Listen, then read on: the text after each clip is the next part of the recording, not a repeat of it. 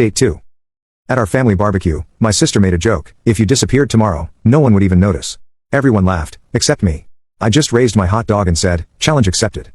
I moved out that night, cut contact, and vanished. A year later, they're holding a reconciliation brunch. I just got a text, please come, mom's crying in the potato salad. We ordered the family sampler. I looked down, pancakes, sausage, eggs, the works.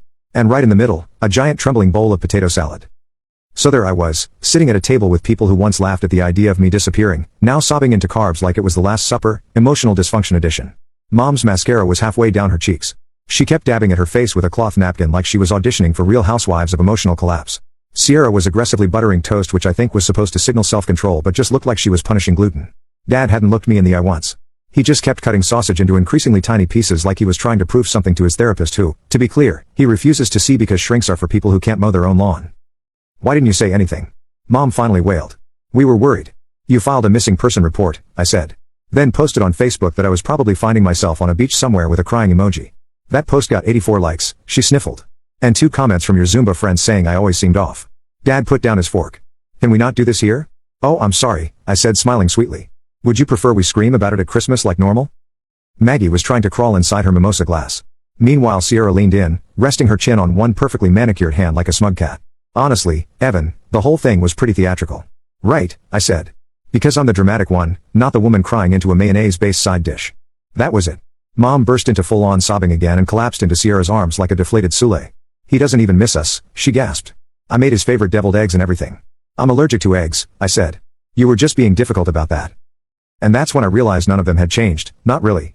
I vanished for a year, gave them the silent treatment so complete it made ghosting look like a group hug, and they still couldn't take accountability for a single damn thing. The best part, someone had brought a gift basket.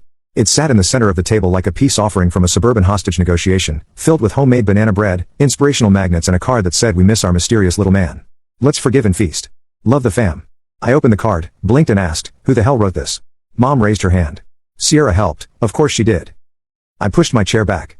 You guys want forgiveness like it's dessert, like if you spoon enough guilt on top of some French toast I'll just forget the years of being invisible.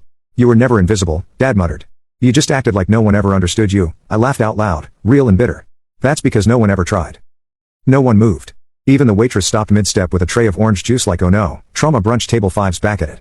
I grabbed a scone. I needed a win. Y'all can keep the deviled eggs. I'm taking this scone as payment for the therapy I'll need after this breakfast, Mom gasped. Evan. I turned to Sierra. You remember saying no one would notice if I disappeared? She didn't answer, just stared. I leaned in close. Well, you noticed. I should have left. I really should have just taken the banana bread, set fire to the group text and disappeared back into the peace of non-existence. But something snapped inside me and once it snapped it didn't unnap. Because here's the thing, no one tells you about being the forgotten one. Once you taste being gone, it becomes really, really hard to sit quietly at a table full of people who never really saw you to begin with. You noticed, I said to Sierra. And the room froze like God hit pause. She blinked. That was a joke. You're seriously still mad about that? I laughed sharp, loud, the kind of laugh that makes people stop chewing. You humiliated me in front of our whole family, I said. You may be the punchline in my own life. And everyone else, they just laughed. No one said hey, maybe that's too far, not even once. Mom dabbed her eyes like this was a sad Lifetime movie and not a war she helped start. Honey, you always take things so personally. Because they are personal, I snapped. Jesus, Mom, it's not a quirk. You treated me like a weird roommate with a Wi-Fi password, not your son. Oh please, Sierra cut in. You always made yourself the victim. You disappeared for a year because of one comment. It wasn't one comment, I growled. It was every comment, every holiday, every time you made a joke at my expense and everyone else just let it hang in the air like that was normal. Dad finally looked up. You could have said something. I did, I said. Every time I left early, every time I went quiet, every time I smiled while choking on it. I said it in all the ways you didn't bother to hear. Silence. Mom reached across the table, hand trembling, the universal gesture for let's not do this here. We just want our family back. I flinched, pulled my hand away. You want the version of me that kept showing up, the one that took the jokes and stayed late to help clean up and let you pretend everything was okay.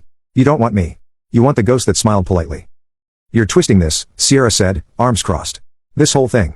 You ghost us for 12 months and we're the bad guys. You are, I said flatly. Because I disappeared and no one came looking.